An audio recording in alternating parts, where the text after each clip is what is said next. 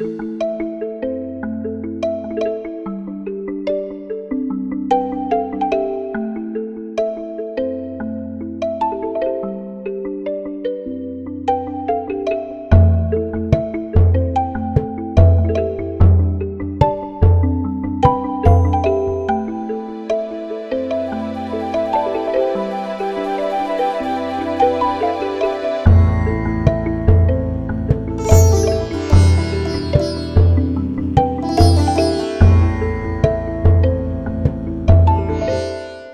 back, everybody. This is Jerry Getka. We're here for the Top of the Morning show, right at the top of the World building, the beautiful Top of the World building in downtown Baltimore. The view is fantastic. You'll love it. It's absolutely great.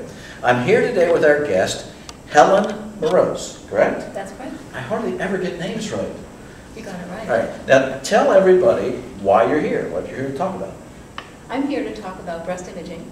I am a radiologist, and I specialize in breast imaging, meaning mammography, ultrasound, and procedures. Do you actually use the equipment itself, or it's an X-ray type equipment, correct? It's X-ray and ultrasound.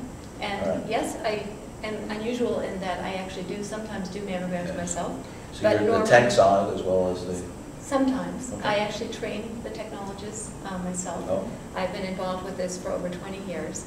So I do occasionally take mammograms, but usually the technologist does that.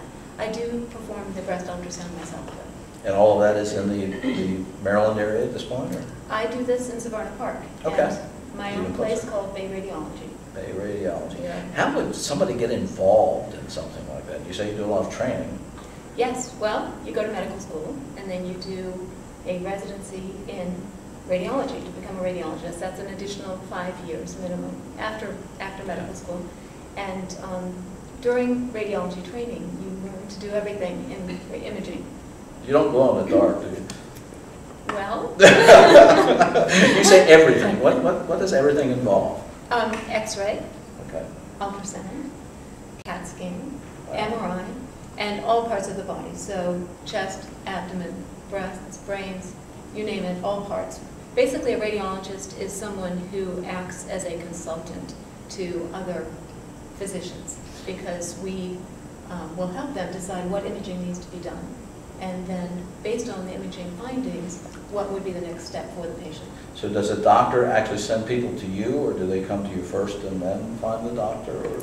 In my case, because I specialize in breast imaging, sometimes the patients come, most frequently through a doctor, but women can self-refer themselves for mammograms. Yeah. And they do this for the purpose of? We are looking for breast cancer. Okay. Most of the time. Occasionally a woman will come because she has another symptom, perhaps something that's indicative of infection. But the main reason people do mammography, but certainly screening mammography, the goal of that is to find unsuspected breast cancer. And find it soon enough. Find it when it's curable. That is the goal. Okay. Now, is there a machine that's thick enough to even get through my head? We're going to take a short break. We'll be right back.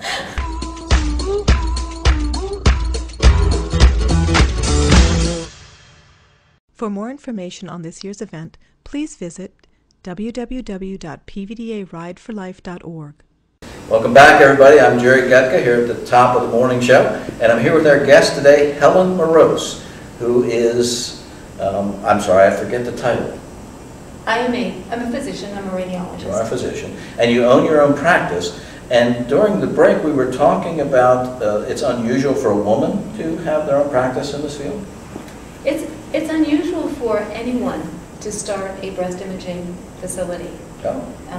It's for many reasons. First of all, the equipment is very expensive. Okay, so that's a barrier to entry. Yes, digital mammography equipment, which is what we do now. Most facilities are going digital as opposed to film. Very expensive. And then we have ultrasound equipment. And we need to run everything with a very sophisticated computer system that does the picture archiving and runs the whole information system. So there's a lot of upfront cost. And then, because screening mammography is screening, screening is usually not well reimbursed by insurance companies. So mammography has never been a money-making endeavor. In fact, it's been called a loss leader. hospitals or radiology departments will provide mammography as part of full-service imaging, but it doesn't usually make money or barely makes money. So if it doesn't make money, why did you get involved in it in the first place? That's a great question. I became a mammographer. I actually did specialized training. I was trained at Mass General, and one of the world's most famous mammographers named Dan Copans, he was just on the Dr. Oz show on Thursday, was a very inspiring person, and I did a fellowship that included mammography, and then moved down to this area with my husband because of his job, and I was at NIH, and I was absolutely shocked to see the poor quality of mammography and poor quality of interpretation coming in from across the country. Women would say, oh, my breast cancer didn't show up on my mammogram. And I would look at the mammograms, and sometimes it had been perfectly obvious for years. Or sometimes the quality was suboptimal, so to the point that the cancer wouldn't have shown up. So I became really almost militant about the need for improving quality. I've become somewhat of an expert on the physics and radiation matters and how to do a mammogram and how to do it better with lower radiation. Now, I know that the equipment itself is highly regulated and certified and all of those sorts of things by the Department of Environment and other agencies, but the service that you provide, is that not regulated as well? I mean, you talk about poor quality of these things. How is that possible if it is regulated highly? Well, regulation has helped improve the general quality. When I moved down here and saw this at NIH, that was 20 years ago. So things have improved, but still, mammography is an art. It's difficult to do it well. You're trying to pull people of different sizes and shape and thickness into a machine, and using the machine intelligently takes... That sounds very interesting, and we're going to get more into that in just a moment. We're going to take another break. We'll be right back. For Pat and many others, the Ride for Life is a way of uniting a love of horses and their commitment to fighting breast cancer. The Ride for Life has grown exponentially. It is now a 2-day recognized show, gala, and performance held at the Prince George's Equestrian Center in Upper Marlboro, Maryland.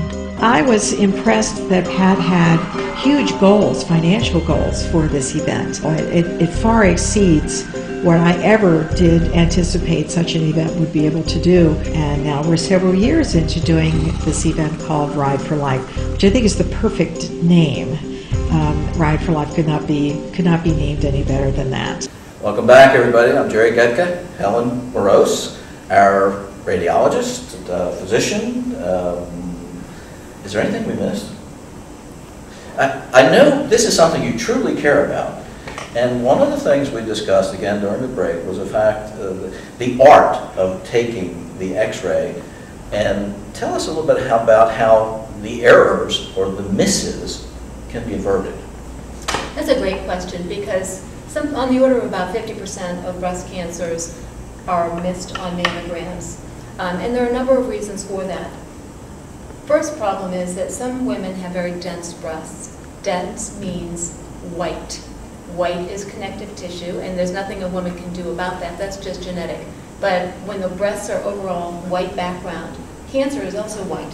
So we're looking for something white on a white background. That is difficult. And some cancers are simply not perceivable or very poorly perceivable. This is where the quality of the mammogram comes into play, because things like compression make a huge difference as to... Is that also the quality of the equipment as well? The quality of the equipment also does play into it, yes. But the equipment is regulated. It does have to meet certain standards, but you need to be using it properly. So compression is very important, spreading things apart. Some tumors are very subtle. Some are very easy to see, and some are very difficult to see. And so here we come into the art of reading the mammogram, looking for subtleties, appreciating the subtleties, and knowing what to do next. Some people are actually specially trained, have fellowship training in mammography and breast imaging. Those people may have more experience and more expertise in reading the mammogram. And then the third thing we touched upon is why tumors are missed. Not only because of expertise that may be lacking, but because of improper use of the equipment or not using it as well as they might. Well, if the art is developed, well, let me ask the question a different way. Can the art be trained or do you develop that simply over time with experience? And if that's the case, would you advise women out there who are going for this type of procedure to go to somebody more experienced? I would advise people to go to someone with both the background and the experience. And I always urge people to, what they say, I go to the same place every year, and I say, do you know who's reading your mammogram? Most people don't know who is reading their mammogram. Well, I guess that's true for any type of x-ray or hospital procedure. That's right. People say, well, it's a lab test. I guess I will just assume that because I'm going to Hospital X or Radiologist Facility Y that they're doing a great job. People should look into that, see what the qualifications of the physician are. So it's a physician that's reading? It is the physician, okay. Yes. I read at my place at Bay Radiology, I read every mammogram. In fact, I read it while the woman is there and tell her the result while she's there so she doesn't have to wait for a letter. That's incredible. We'll be right back in just a few minutes. For more information on this year's event, please visit www.pvdarideforlife.org. Welcome back, everybody. Welcome back to our discussion about mammography and reading the x-rays and the experience of the reader. Now, how would our audience contact you if they had some questions about this? Well, I can be contacted at Bay Radiology, Okay. which is in Serona Park, Maryland. Go ahead. It's 410-544-3331. And that'll be running across the bottom of our screen as we continue this discussion, if they want to write that down as time goes on. Now, would you answer specific questions of the women, or would you want them to come in and ask questions?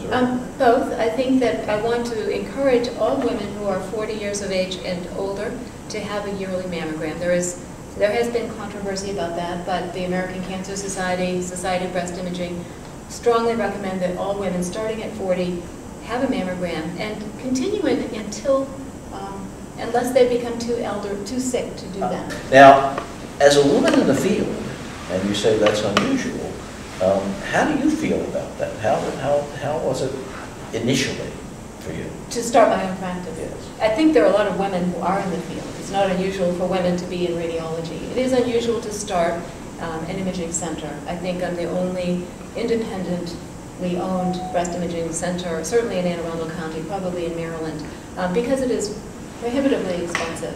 I have a different kind of question. Why is this not an issue for men as well?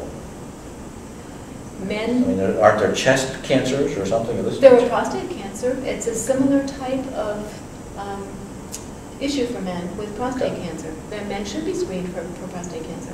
And not only screened, but having it read by somebody who is certified and trained and experienced in the art.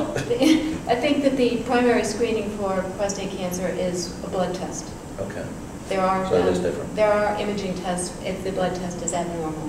And then again, yes, you would care about who your radiologist was. This has been incredibly enlightening because I'm not really familiar with any of this to this point, other than with what you see in the ads and the papers. You see the headlines. You never really see the details of this sort of thing. Well, you mentioned your head, and we could come put your head into the compression device so that you could get the experience yourself of what a mammogram feels like. A lot of people that would like to see that happen. Thank you very much, and thank you for being our guest. Thank you for having me. We're going to say goodbye to our audience, and again, the number that you want to call is at the bottom of the screen for Bay Radiology. Bay Radiology, it's a breast imaging center. Helen Morose. And you heard it here. Bye, everybody.